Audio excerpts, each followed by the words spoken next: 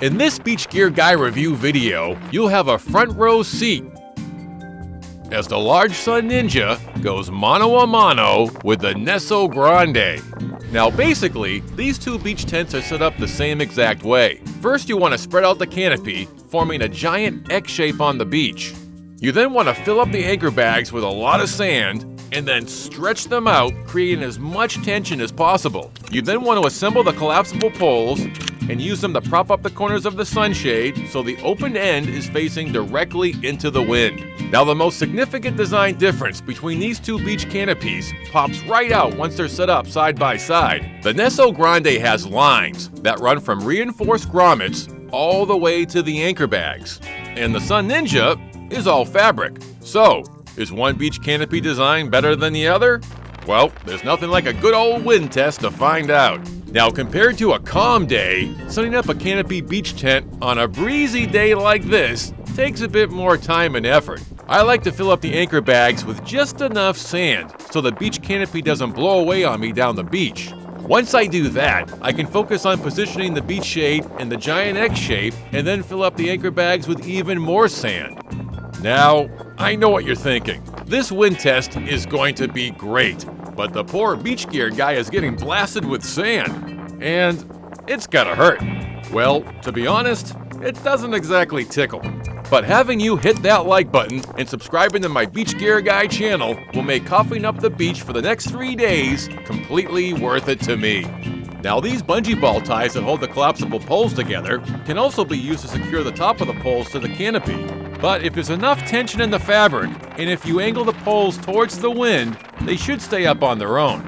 Okay, the Sun Ninja is up, and now it's time for Operation Grande.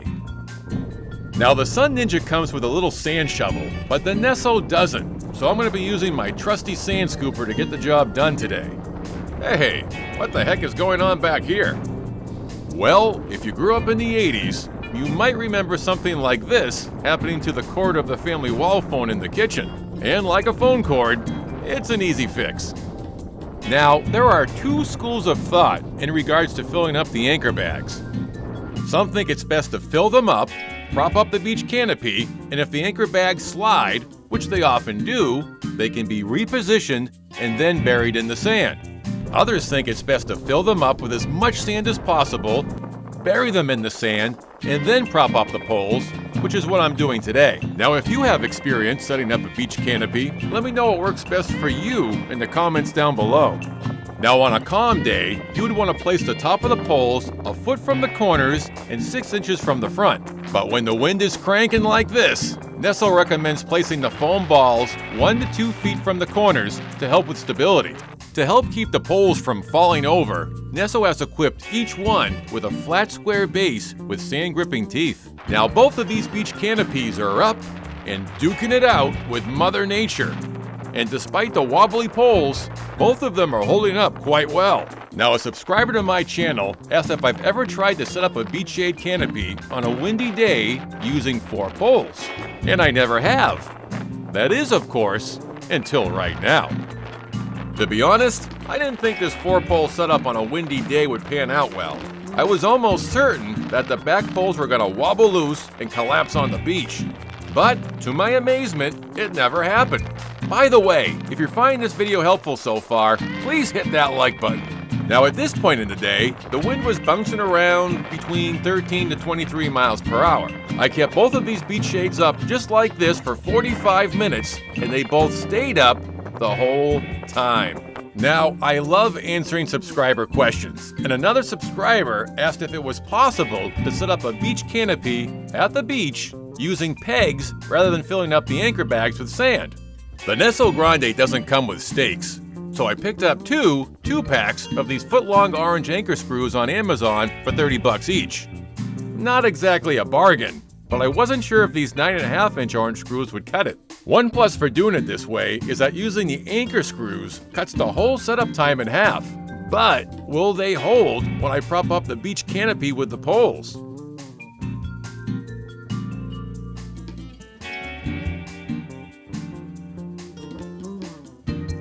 Well, would you look at that? So far so good. The orange screws are holding down the Neso Grande. Well, For now anyway, just keep watching. Now the Sun Ninja comes with stakes, which work great for backyard setups, but I didn't have much luck using them at the beach. You could say that I was becoming a little bit more daring because I used the 9.5-inch long screws to anchor down the Ninja. And they worked. They worked so well, in fact, that I thought, why not go for a 4-pole setup? At this point, I was really getting jazzed and decided to set up the Neso Grande next to the Sun Ninja. But this time, I would use the smaller 9.5-inch long screws, which turned out to be a bad idea. I'm not exactly sure what compelled me to do this. Maybe I got possessed by Super Dave Osborne? I just don't know. But I anchored down the loose corner and then raised up the back end of the beach shade. And then this happened. Well, I finally did it. I've managed to turn an innocent beach canopy into a peg-hurling catapult. After all the excitement, I repositioned the flying anchor screw and managed to keep up the beach shade using all 4 poles. But I would be lying to you if I said I wasn't a little bit on edge.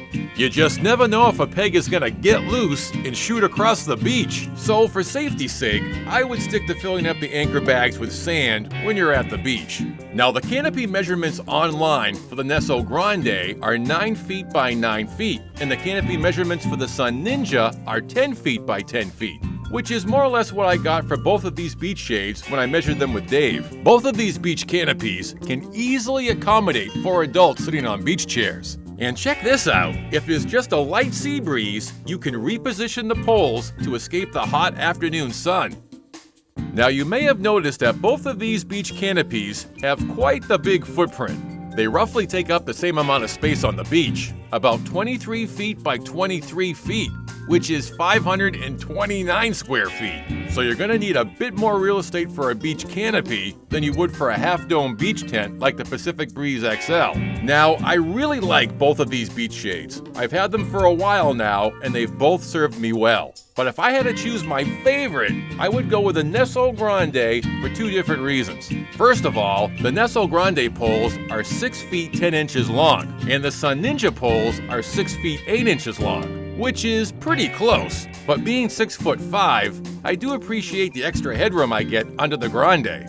Another reason why I like the Neso Grande is the fabric. The Sun Ninja is made of Lycra, which is made to stretch, and the Neso Grande is made of a Lycra nylon blend, which is also made to stretch, and it also feels a little bit thicker than the Sun Ninja fabric. I gave both of these beach canopies my backyard mist test. Both of these beach canopies kept most of the spray from passing through, although the Neso Grande did it with more style. Most of the spray beat it up on the Grande fabric, and many of those beads rolled right down the back, which is good. Unfortunately, over at the Sun Ninja, things weren't going as well.